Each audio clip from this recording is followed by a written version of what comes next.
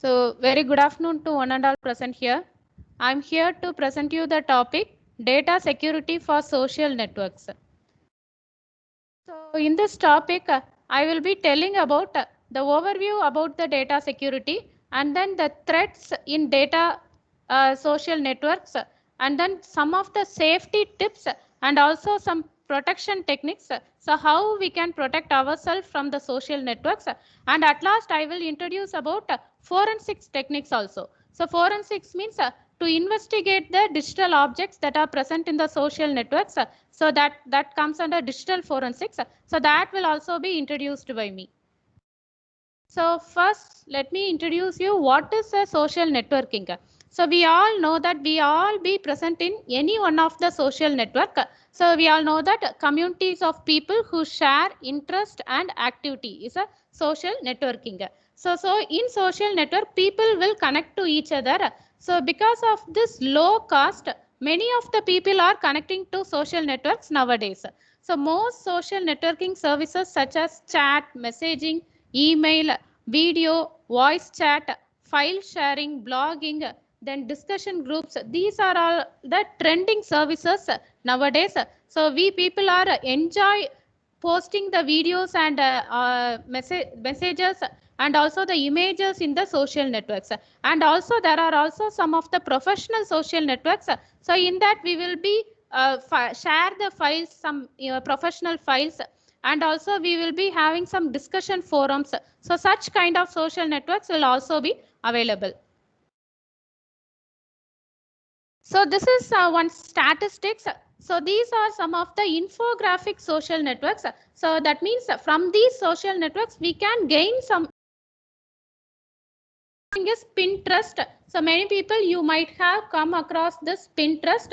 So this Pinterest, it will be focusing on some of the category. Hello. Training start. Madam, no problem. You can go. I can continue. Please. Yes, sir.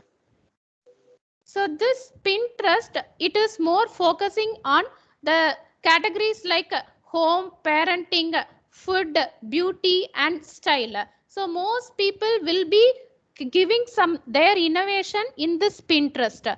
So here when you consider this Pinterest, 50% are men and remaining 50% are women. That means both the genders are giving more interest in this Pinterest, and 250 million monthly active users. So this statistics is according to 2019 statistics. So this was collected up to 12/27, that is December 2018, and it was published in 2019. So up to that, they are having some 250 million monthly active users. And then the next coming social network is Twitter. So we all know that this Twitter is it is very trending nowadays because of the tweets. Tweets means the characters, the number of characters, it is limited to only 280. So people are very much interested in posting these tweets, and it is one of the most used social network in US.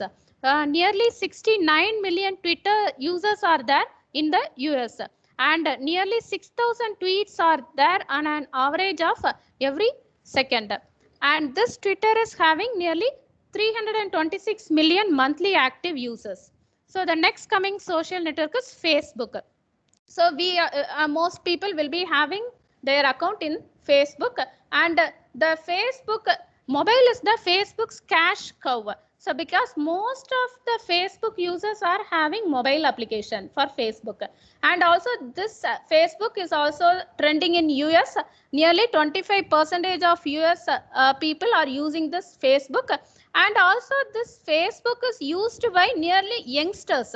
For example, between the age group of 25 to 34. So these youngsters are giving more interest in using this Facebook. And the users share nearly 1 million links every 20 minutes. And it is having 2.23 billion monthly active users. So the next coming is Instagram. So in Instagram, mostly people will be sharing the pictures and videos. So it is like a social sharing of pictures and videos. So here the trending is more people will be using hashtags. So by using the hashtag, they will promote their brand. So many brands are also there for promoting their, they are using for commercial purpose also. So among that, National Geographic brand is the most followed brand, and 1 billion monthly active users are there in Instagram. So the next coming is Snapchat. In Snapchat means it is an application for sending videos and pictures. Here the main thing is it will disappear after being viewed. So once any person view a picture or video means which is being posted means then it will get disappear. So that is what the Snapchat. So here the video views, that is the daily video views is nearly 10 plus billion. And roughly 70% of users are female. So that means female contestants are they are showing more interest in this Snapchat. And it is the most widely used platform among 12 to 24 years old. So youngsters are also giving more interest in this Snapchat. And 300 plus million monthly active users are there. And the next last coming is professional social network. So this is the LinkedIn. So in LinkedIn, it is mainly business oriented site, and the brands that are participating are mostly corporate brands. So they want to have a professional network among themselves. So therefore, they will be having account in LinkedIn. But this LinkedIn, it will be having mostly the age group that is from 35 to 40. That is what the common age group in LinkedIn. And 70% of users are outside US. Here US people are not more interested in LinkedIn. And then 260 million monthly active users are there. And this is what the statistics.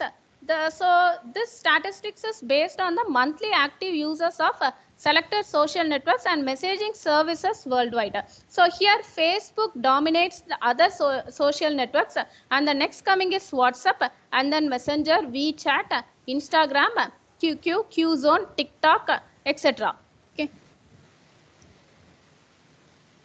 So this is also the statistics that up to July 2019. So when we say about social networks, some information will be shared. So what are the information will be shared is main thing, one is the profile data. So what we give in our profile will be shared. And then the next thing is graph data. Graph data means our relationship. That is, we will be friends with some of our circle, and our circle will be friends with some of the other friends. So that friends of friends graph. So that graph will be shared. And then activity data. So when we are active and when we are not active, that activity data will also get shared.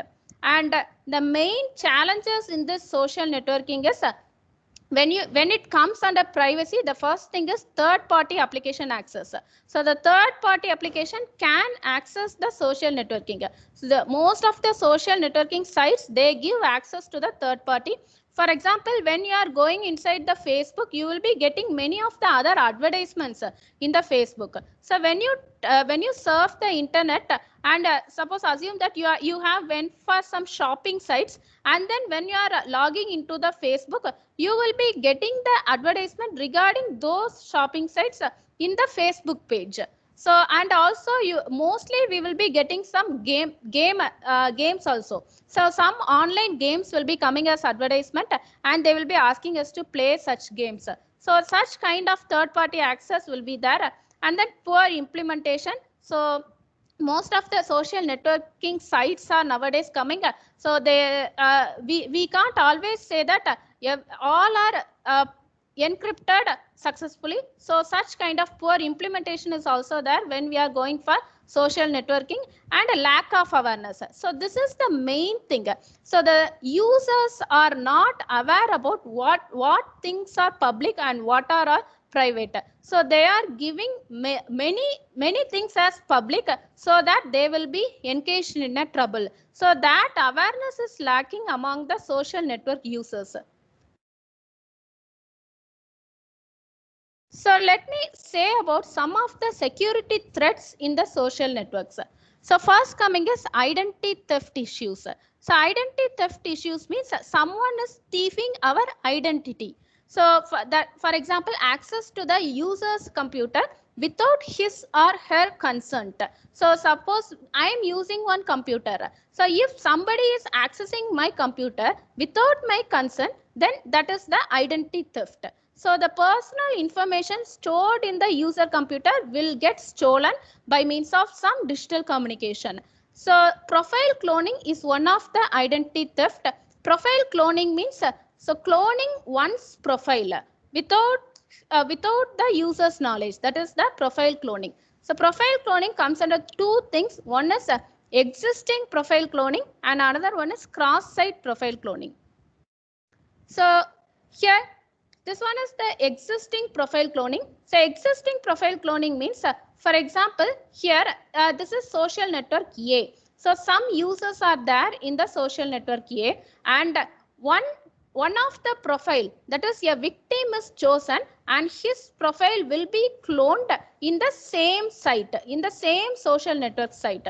That is existing profile cloning. And cloned profile cloning means cross-site cloned profile cloning. Okay, so cross-site means from one network a user will be cloned, that is his identity will be cloned, and a similar profile will be made available in another social network. For example, assume that this is Facebook and this is Instagram. So now one profile is cloned from Facebook and it is placed in the Instagram. So actually this cross-site cloned profile is a dangerous thing, because the social network site faces difficulty in identifying such kind of theft, because so since this is a new user, those sites will find it difficult. But when we are cloning in the same site, it is mostly the sites can detect this kind of cloning.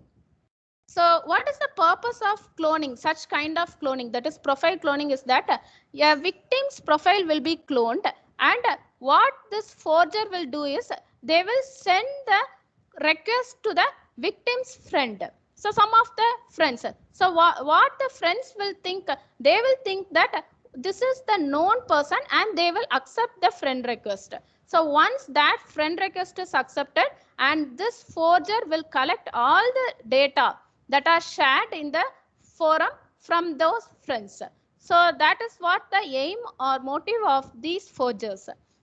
And also they if a person is not present in one social network and he is present in another social network, means he will do the cloning in another social network where he is present, and he will collect the data, and then he give the friend request to a friend in another social network. That comes under cross-site cloning. So here the forger will create a new sign-in account. So therefore the social network will also find it difficult to identify such kind of cloning. So they think that this is the new user and they will allow it, and at last this forger will collect all the data from the circles, that is friend circle of the victim. So this is what happening. So the next coming security threat is spam issues and spear phishing. So first we will see about spam issue. So spam attack, it is on most of the social networking sites. Spam means in email we will be getting some spam emails. So there comes two kinds of spam. One is broadcast spam and another one is context aware spam. So broadcast spam means it will be simply broadcasted to some n number of users, so that that spam will not be having any of the content specific to the victim. It will be simply broadcasted. For example, in our emails, we will be getting many of the spams like your bank account is credited. If you want, please contact me. I will give this many amount of money to you. So such kind of mails are all spams. So please, we should not click such kind of mail. And they will be telling like you are a lucky winner. So we have selected you as a lucky winner from this page. So I am giving you this much amount of money. So please share me the bank details. So you should not share, you should not first trust those kind of messages, and we should not share our bank details. So these kind of spams are generally broadcasted. And the next kind of spam is context aware spam. Context aware spam, it specifically targets some victims. For example, they will be collecting some data about the victim, and for example, assume that I'm having some account, or I'm having some savings account in some bank. Means they will tell like your savings account from in this bank has been expired, so you need to change the account number or something, so give me the old account number. So like that they will specifically target some victim. So they will have some context about that victim, and they will send the email in a specific manner. Such kind of spams are context aware spam. So this is more dangerous because we may believe that that is the mail which is for ours, but actually which is not. They are the forgers who are all targeting us. So the next coming is HTTP session hijacking. So session hijacking means, so whenever we browse something, then a session will be executed between our end and the server end. So that session will be hijacked, so that whatever thing we are sending through the protocol will be captured by the forgers. So such kind of thing is HTTP session hijacking.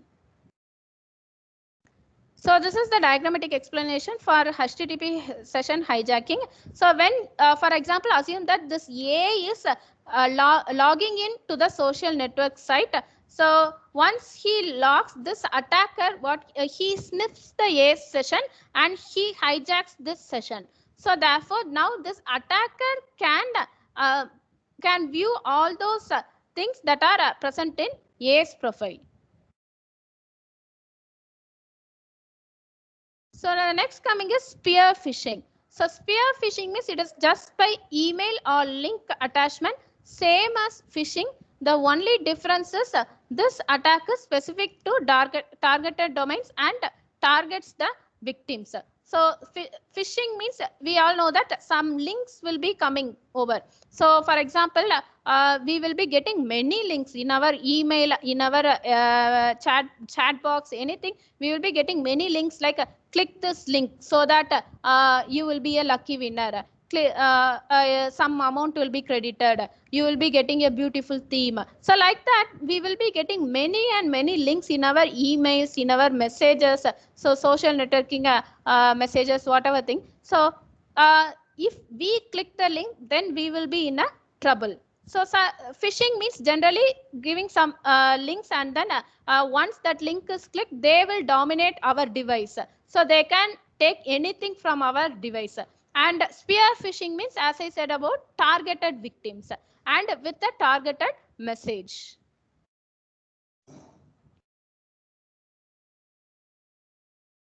So this is one anatomy of a spear phishing attack. So here, a hacker targets a company using social networks or other internet data. He finds employees with access to company data or systems. Following the social trail, he identifies other people the employee may know. A fake but recognizable email address is created to impersonate a colleague or boss. So here they are creating one fake email ID to impersonate the colleague or boss, so that the victim will think that this mail is coming from the known trusty person. So this kind of thing is spear phishing, and he mails, this forger will mails to that colleague. So the email passes the spam filter and arrives at the employee's inbox. The email is opened because they know the sender. So generally, if the email is coming from the unknown person, we should not open, but here this email address is just impersonating the boss, so that this employee will open the email. A link is clicked or attachment opened. So now the hacker will be having the access to the to the device, and he will store all the data whatever he need. So the open website causes credentials to be stolen, malware to be installed. Opened attachment causes malware to infect the computer or smartphone or network. So this is one illustration of the spear phishing. So the main thing spear phishing is we believe that that is from a trusty person, but it is not. So it is a saying that 95% of all attacks on enterprise networks are result of successful spear phishing. So next coming security threat is malware. Malware is also spread across the social networks. So social network APIs, it will be having fake accounts or profiles, and mostly it is driven by the download attack. This malware is driven by the download attack, because whenever you download anything that from unknown sources, then it is nothing but the malware. Mostly 95% will be a malware. So therefore you should not click the link, or you should not download something whichever are coming from the unknown sources. Shorten or hidden links. So the malware can also be a hidden link.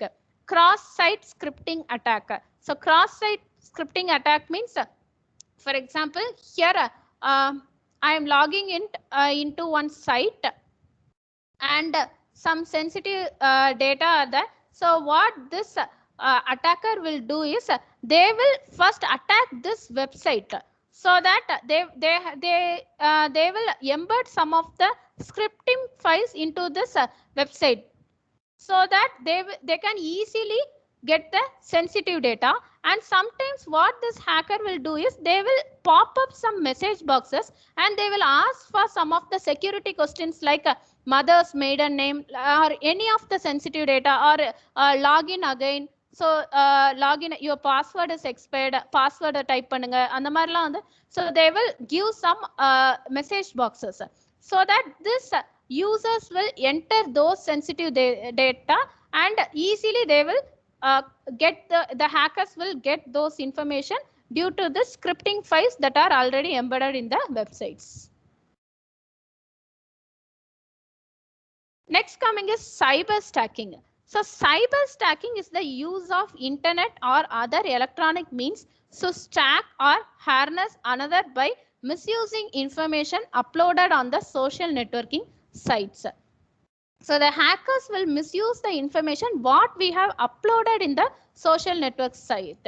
Such kind of thing is called as cyber stacking. This is one scenario for cyber stacking.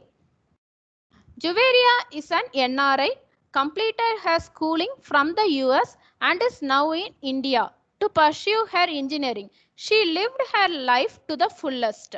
Whatever she did had to get uploaded on social media. Oh yes, she had more than 10K followers.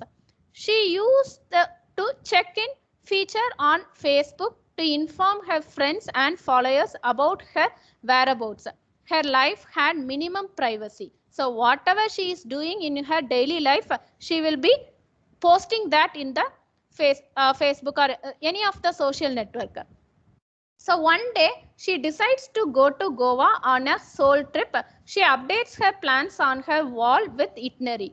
Kiran, a stalker, used to keep track of all her details. He was a habitual offender and was out on bail recently. He takes a bus to Goa and texts Juveria from his hotel room and expresses his desire to meet her. After checking out his profile, Juveria blocks him, unaware about what fate had planned for her shortly. As Kiran had her itinerary, he follows her to the beach and molests her. When there was no one around, Kiran escapes. Juveria is feeling terrible and regrets for not limiting her images, check-in details, and other related posts on the social media. So this is just one example. So that is, we should not share that is unwanted things on the social network. So even though we are living our fullest life, we are such a cool person or anything. So nowadays people are using social networks. We are thinking that we are the coolest person and we are sharing everything. But there is a limit. What things to be shared on the social network? So there is a limit. So we should not, for example, here itinerary details are shared or posted by Juviria. That means the travel plan, entire travel plan. She is going to Goa and what places she is going to visit on which date. Everything is shared over on the social networking site, which is completely not needed. So that she is on trouble. So such kind of thing is cyber stacking. That is, by using the information in the social network, the forgers or attackers will use it to cause some trouble. Next is picture morphing. Morphing the face of a person to the body of another and publishing it to blackmail or otherwise intimidate the person is one of the ways by which people who upload photos on social networking sites can be exploited. So this is the another dangerous thing. So whenever we are uploading photos on the social network site, we should be much cautious about our friends. So we will be thinking that our friends will not misuse the photos, but there will be some of the dangerous people who will be misusing photos. So friends will always need some favors from us. If we do not do those favors, then they will use our photos in the social network site and blackmail us. So mainly for youngsters, such kind of problems are more for youngsters, so that youngsters should be more cautious when they are uploading or posting their photos on the social network sites. So this is again another scenario. Aishwarya is a happening girl, 18 years old. So mostly youngsters are getting into trouble. Living in Mumbai. She always clicked photos and uploaded on Insta. Also was crazy about TikTok.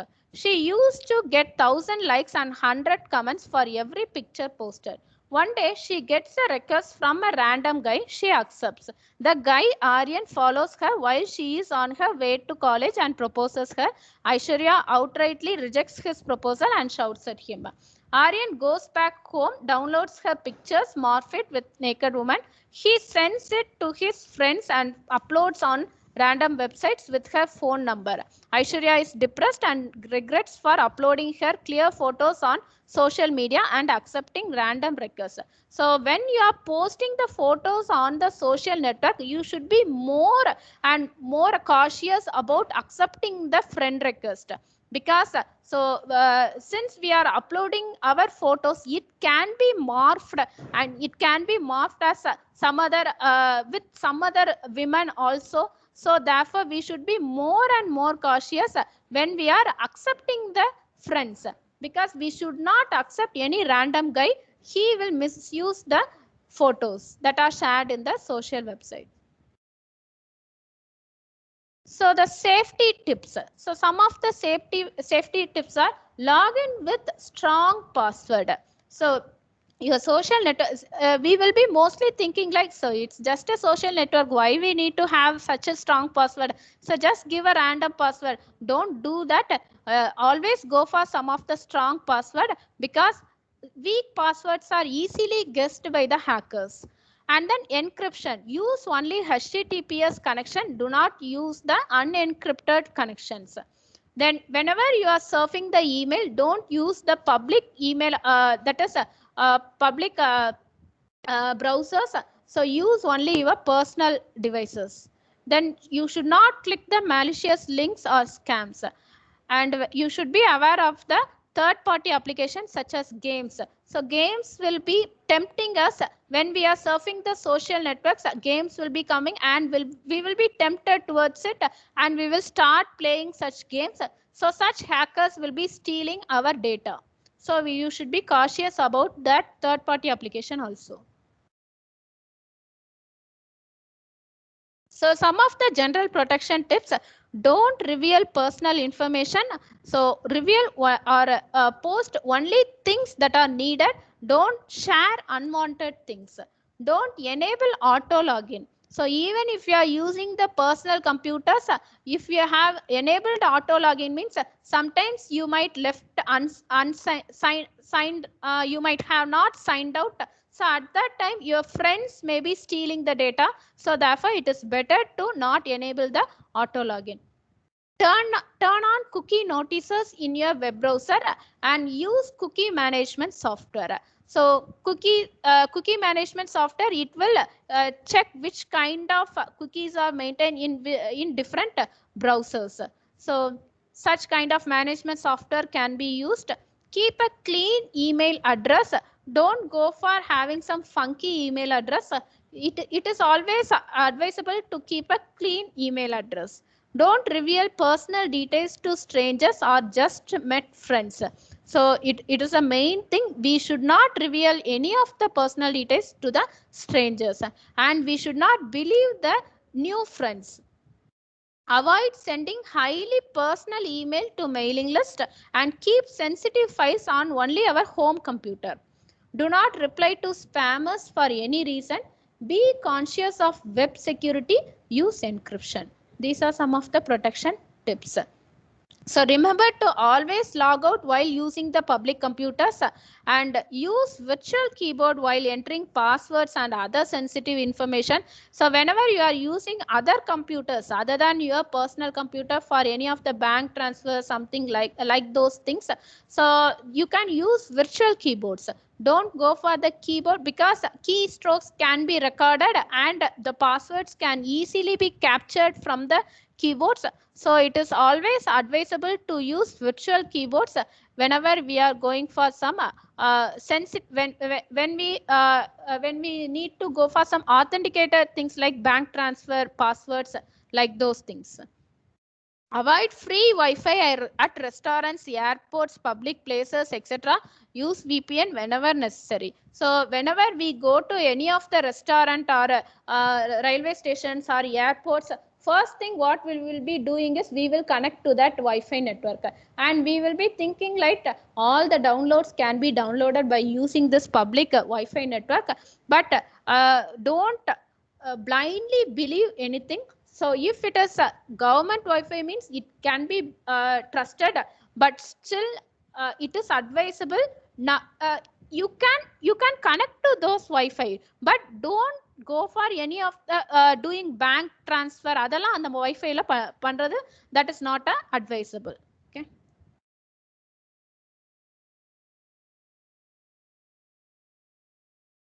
So do you meet and entertain a stranger in your real life?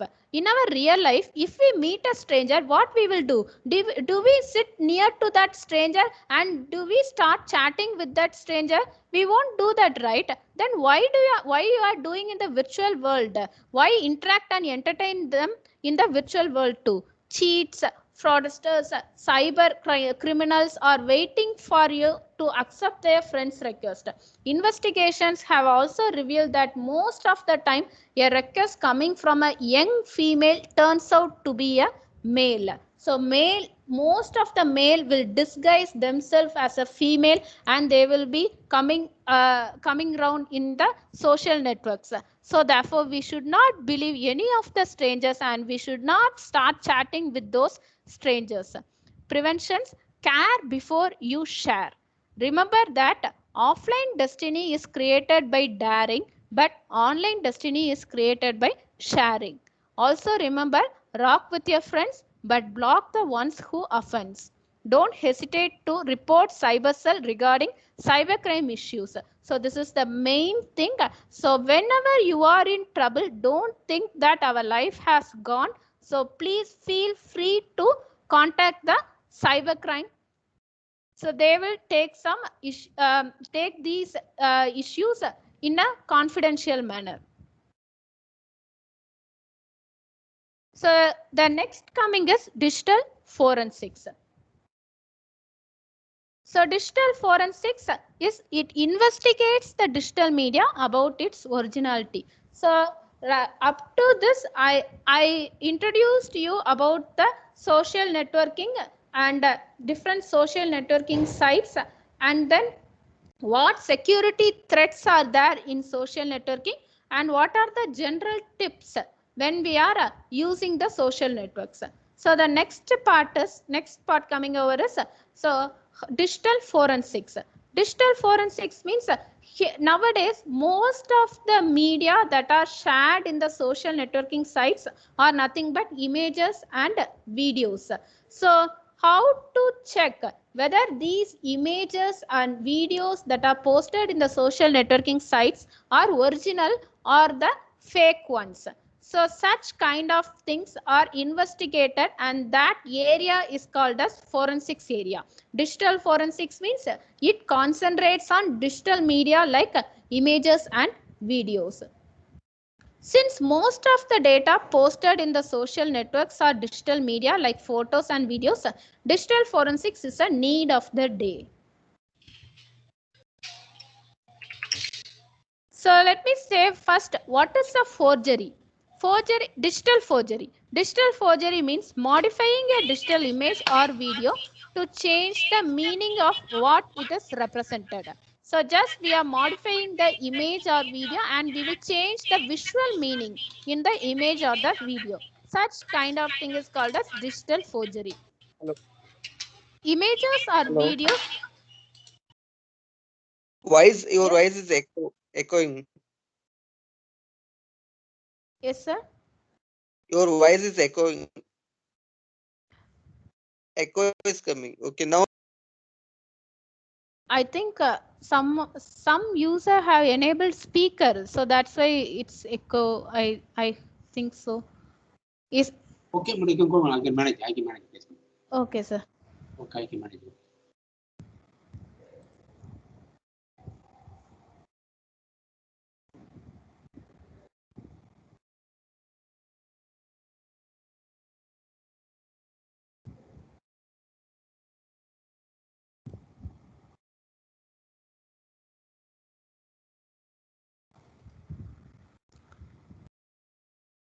So modifying an image or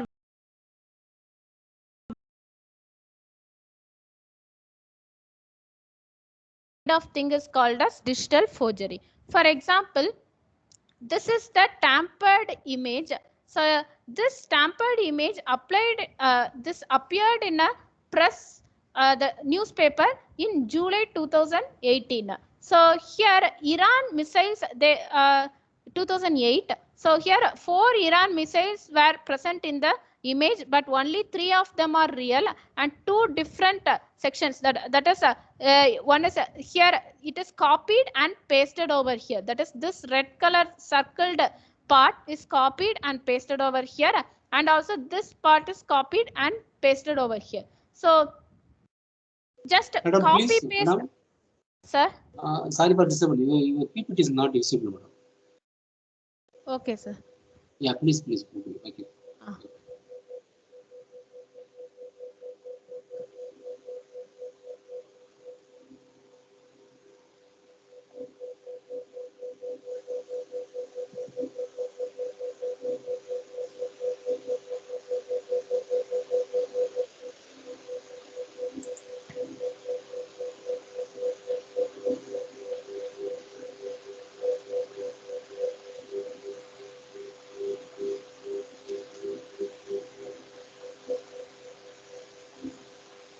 Is it visible, sir? Yes. Okay, sir. So this is the tampered image. This tampered image appeared in a BBC News Press in July 2008. So here Iran, they sent only some 3 missiles, but this press, what they did is they copied 1 missile and pasted in the image, and they said that Iran has sent 4 missiles. So such kind of attack is called as copy paste attack. We are copying some of the image regions and pasting over there. So these are types of the image and video forgery. So the first coming 3 things are the types of image forgery. So one is image cloning, that is copy paste or copy move attack. Second coming is image splicing, and third one is image retouching. And then some of the types of video forgeries are intra-frame forgery and inter-frame forgery. In inter-frame forgery, you will be having frame insertion, frame deletion, and frame duplication. So I will explain one by one with an example. So the first coming image forgery is image cloning. So in image cloning, this image cloning is nothing but copy paste attack. We will copy some of the original image parts from a original image and paste it within the same image. So such kind of forgery is called as copy paste forgery. For example, this left side is the original image and this right side image is a tampered image or else forged image. So here the leaf regions from this part is copied and pasted over the truck to hide the truck. So therefore in the tampered image there is only one truck, whereas this truck has been hidden. So such kind of attack is called as copy paste attack. Next coming is image splicing. So in image copy paste forgery or else in image cloning attack, we will be copying a region and pasting in the same image. But here in splicing, we will be using more than one image to perform this forged image. For example, here this image is a bird image and this image is a bridge image. Now this bird region is copied and pasted in this bridge region to get this tampered image or forged image. So here now it seems like the bird is flying over the bridge, but actually it is not. So these kinds of forgery, that is image cloning and image splicing, it changed the visual message that the image conveys. For example, here there is only one truck, but actually there are two trucks. Here also the bird is not flying near the bridge, but the message says that is the visual message says that the bird is flying near the bridge. So the visual message is actually it is changed. So these are all dangerous forgery because images are the main source of visual message. So once we change it or modify it, the message what the image conveys, it will get changed. So therefore these are all dangerous forgery. So next coming is image retouching. So actually this is a harmless forgery, less harmful also, because so this involves only enhancing the features of the image. For example, consider this example. Here the girl is touched up and this is what produced. Okay, so therefore this is less harmful because it is not changing the visual meaning of the image. It just enhances the features. But still people say that it is less harmful. Though it is harmless, it is said as less harmful because some of the object recognition algorithm, for example, we will be having some automated softwares for recognizing the objects. If I produce an apple image to that software, it should say that it is an apple. So to recognize those objects, color is the important feature. So if I say that an object with red color with the shape of an apple, then the software will recognize this as an apple. But if I produce the red instead of red, if I give us yellow, mostly even though the shape is getting matched, the software will not recognize that as an apple because it will think like apple will not be in yellow color. So therefore, when we are changing the color or when we are enhancing the features, such object recognition softwares will get confused. So that this forgery is also considered as less harmful forgery. So those things are the image forgeries. One is image cloning and another one is image splicing and another one is image retouching. So next we will go for the video forgery. So the first coming video forgery is intra-frame video forgery. So this is somewhat similar to image forgery because videos are nothing but frames of images. So each and every frame in a video is nothing but an image. So when you touch or when you edit a frame, it is nothing but editing a image. So therefore, assume that here these are the frames of a video. Now in all the frames, the person, one girl is hidden. Okay, so you will be copying the other areas and pasting over here, or you can apply some of the photoshopping techniques. So nowadays there are many and many Photoshop softwares which can perfectly do any kind of forgeries in images and videos. So such kind of photoshopping techniques can also be applied to take this girl out from all the frames. So this is called as intra-frame video forgery. That is, in each and every frame, I need to edit what I intend to do. And next coming is interframe video forgery. So in interframe video forgery, some set of frames will be inserted, or some set of frames will get deleted, or some set of frames will be duplicated. For example, consider that these are the set of frames in a original video sequence. So here I am having frames starting from 1 to 12. So why I have colored these frames with different colors means, so when we are going for videos, there comes shorts. Shorts means group of frames that are much similar to each other. Okay, so because a video is nothing but, in a video, 1 second of a video will be having 25 frames. So ஒரு வீடியோவை நம்ம வந்து extract பண்ணி பார்க்கல தெரியும். The people who are working in videos, they know that. So when you when you try to display the frames present in the video, for example, one person is lifting his hand, then the frames will be having very small movements. That is, the adjacent frames will be having very, very small movements. So the for lifting the hand from down to up, it may take nearly 50 frames. So slowly the hand will be moving. Okay, so therefore, so these frames are the adjacent frames which are more similar to each other. So such kind of grouping is called as shots. Video on the shots and solvanga. So that is called as shots. So that's why to discriminate those shots, I have given with different colors. So the first kind of thing is frame insertion. Frame insertion means here we will insert some set of frames between some original frames.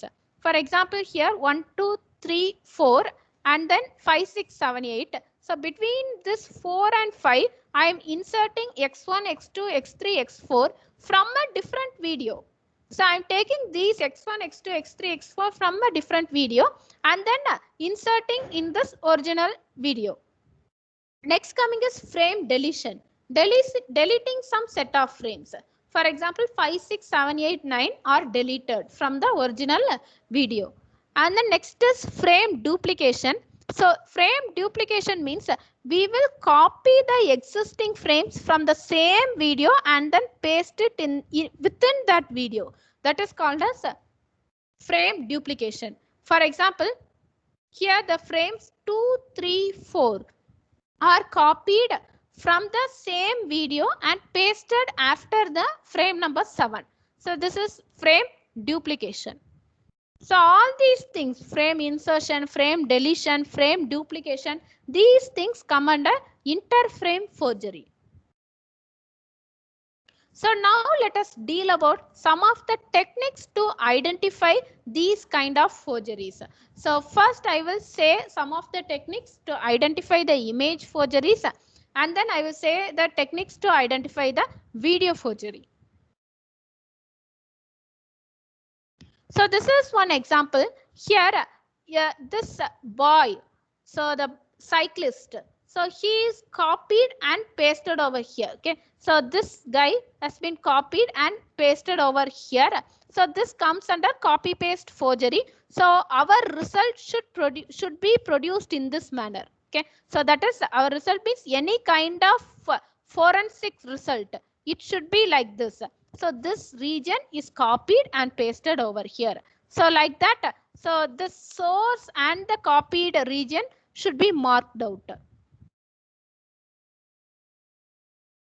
So I will discuss one of the technique. There are many available researchers for detecting this copy paste forgery attack.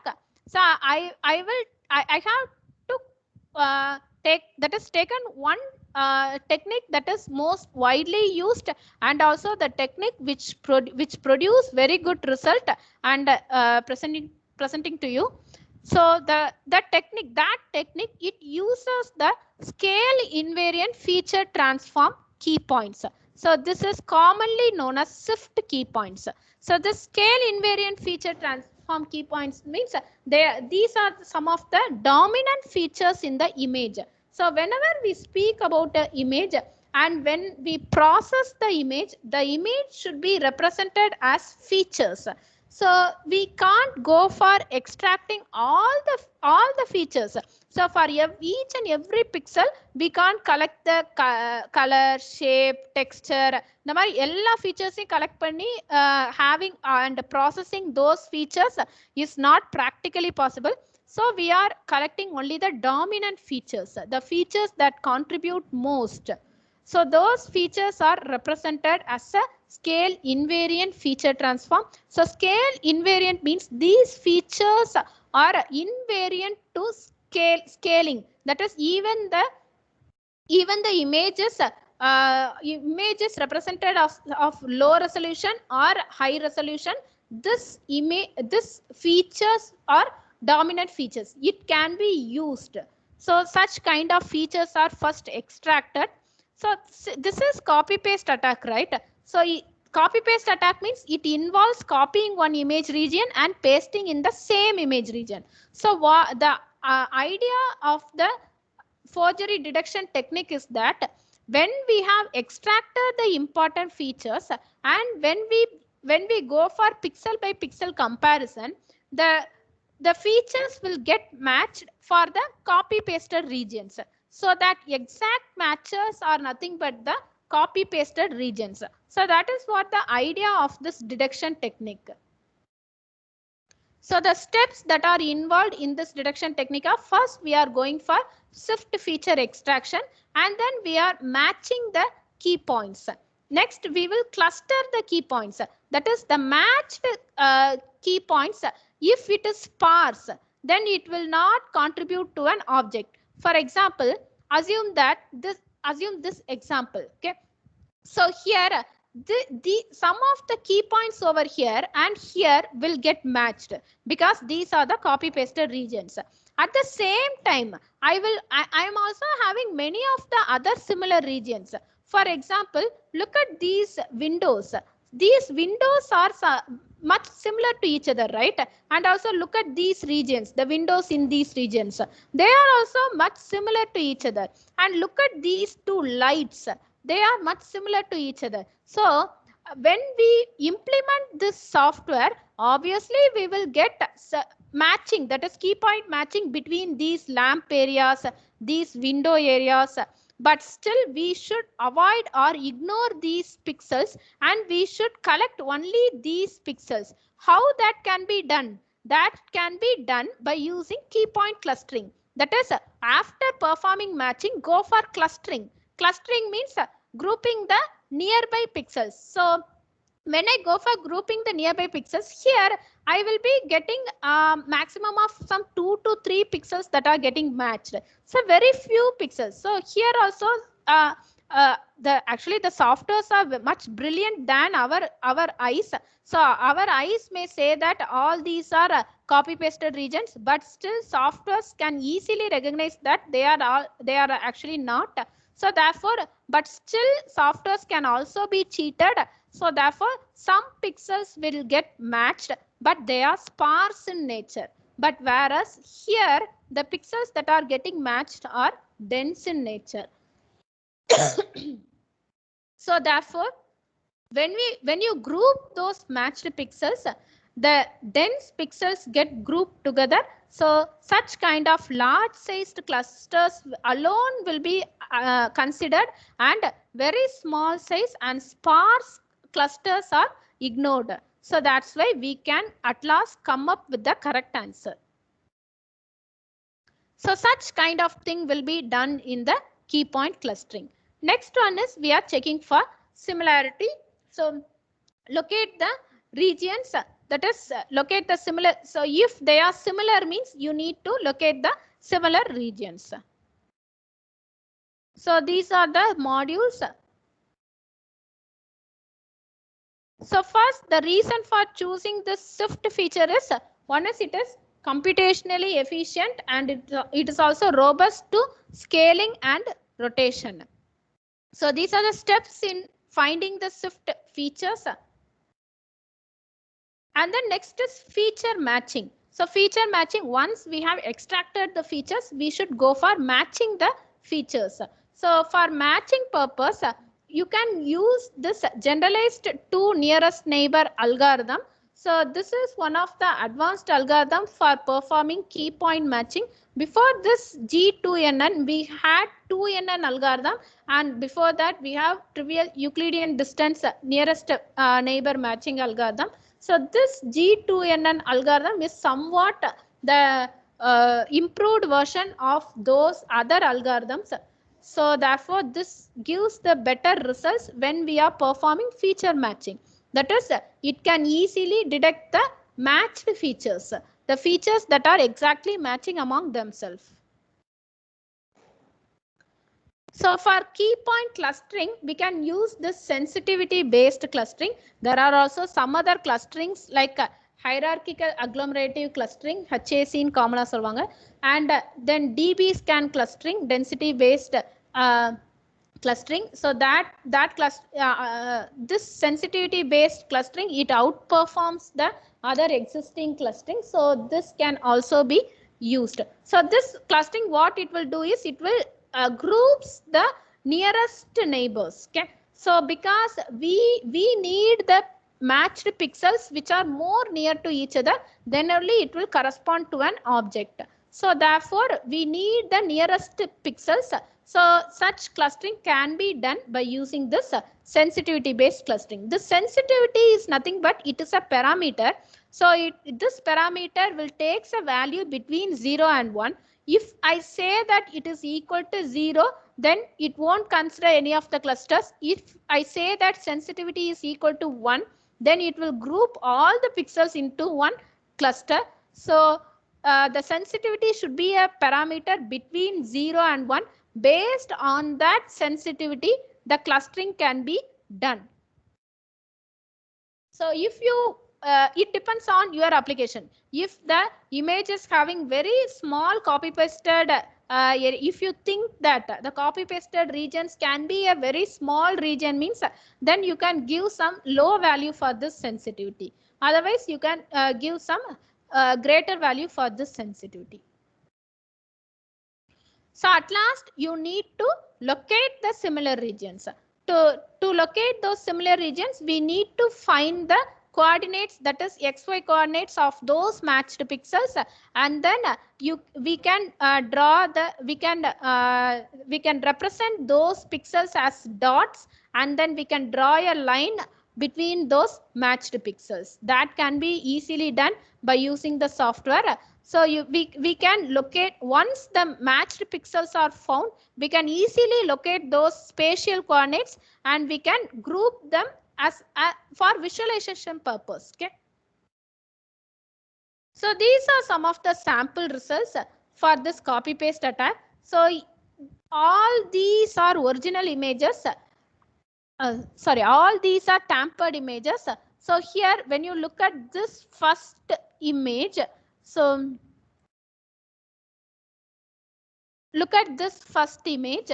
So in this image, this stone region is copied and simply pasted near to it. And here in this tampered image, the stone region is rotated and pasted near to it. So in this input, the stone region is enlarged and pasted over here. So here the stone region is rotated and also scaled. So why I am giving these different kinds of input images is that, so I told you that shift feature, it is better to handle both rotation and scaling. That is, it is invariant to rotation and scaling. So that's why the copied region is simply pasted near to it, and it is rotated and pasted, and it is scaled and pasted, then rotated plus scaled and then pasted. So, and we have applied the algorithm, and the results are better. That is, it is producing the correct results. Then the next, for another set of sample images, and the results are better. The same thing. So here the car is copied and pasted. The pasted car is rotated. The pasted car is scaled or enlarged, and the pasted car here, it is rotation plus scaling.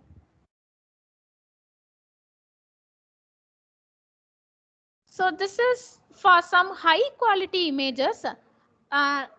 Usually when we are going for high quality images, it is a challenging task because the image size will be more. So more features will be collected. So when we compare those features and we check for similarity means, so such kind of processing will take more time, but still when we use this kind of technique, we can easily process high quality images also. Then the next coming is multiple forgery. So here the fish region is copied and pasted at multiple regions. Here also this circle, that is the clock region is copied and pasted at multiple regions. Here also the statue region is copied and pasted at multiple regions. So the algorithm is smart enough to find all the multiple forgeries. Copy pasted multiple forgeries. So when we look at these images, our naked eye says that these are our original images, but actually these are tampered images, because the photoshopping softwares are very good enough. They can perform very natural photoshopping.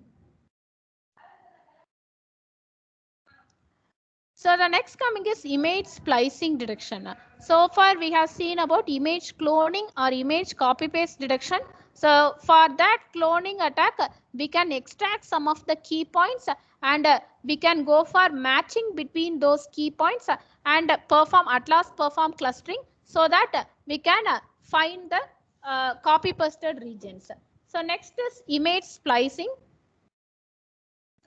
So in image splicing, I told you before itself, splicing is nothing but it involves more than one image to perform the splicing forgery. That is, for example, the bird image is copied into the bridge image to create that the bird is flying near the bridge. So here the source of forgery will be more than one image. So again, in splicing, image splicing, there are two kinds of splicing. One is unconstrained image splicing and another one is constrained image splicing detection. So unconstrained image splicing detection means we will be given with only the input image. So here this detector will get this input image and it will detect which region is spliced region. So for example, this image, so when we look at this input image, so this is the image of a girl. So instead of the head of the girl, a monkey's head has been pasted over here. So this spliced image alone will be given for this unconstrained image splicing detector. So the purpose of this detector, it should find the spliced region. But whereas in constrained image splicing detection, we will be given with victim image and also the donor image. Donor image is nothing but the image that gave the source to this victim. So in this victim image, the woman's head is taken and the monkey head is pasted over here. So the monkey head is taken from this donor image. So this is the source for this victim. So this donor image will also be given. So the input for this splicing detector is a pair of input. That is, one is victim image and another one is donor image. When these two are given, this should be able to detect which regions are present in this victim image. That is, which image regions in the donor image are present in this victim image. So the steps for finding such kind of splicing is we can go for a neural network. So here we went for a deep learning neural network. There are many neural networks that are available right now. So we can use those available networks also. Otherwise, we can design our own neural networks also. So here we have simply used one of the available network, so which is already trained. So we have loaded that trained network and we can modify some of the layers, because if we use that network as it is, it cannot be suited for our application, because the network is already, it is trained for some other input. So when it comes for our input, it should be somewhat modified to our input. So such kind of modification should be done, and then we can also fine tune the network with best settings. So we can go for some of the fine tuning techniques, and then we can train the fine tune network and we can validate the accuracy. So we can do this until we get satisfaction of these training results. At last we can perform the testing.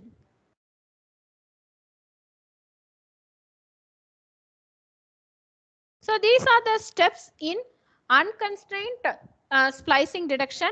First, we can transfer the pre-trained CNN and modify the layers, fine tune the modified CNN and train and test the new data. So here the CNN or convolution neural network has been used for this application.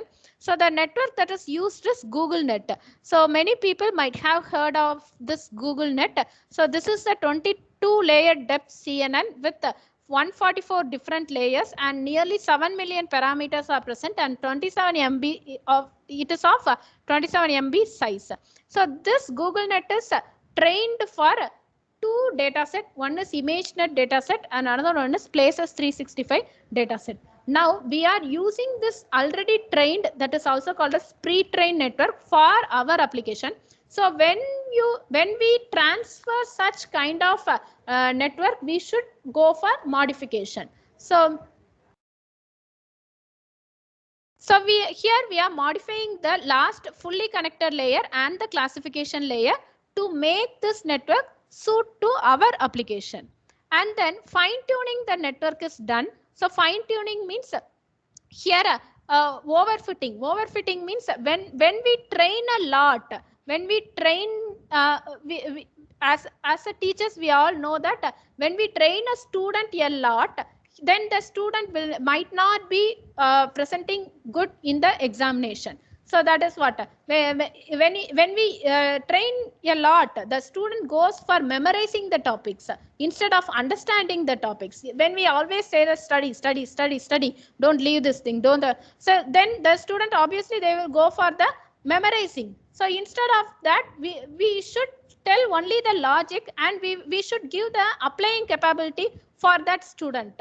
So such kind of things will also be there for neural networks. So when we go for overtraining, then there comes a concept called overfitting. Overfitting is a concept in which the network performs well for training, but it doesn't perform well for testing. So such things should be avoided. So how to avoid such things? We can go for some of the different, giving some different inputs. Okay, so for example, when we are practicing a student for exam,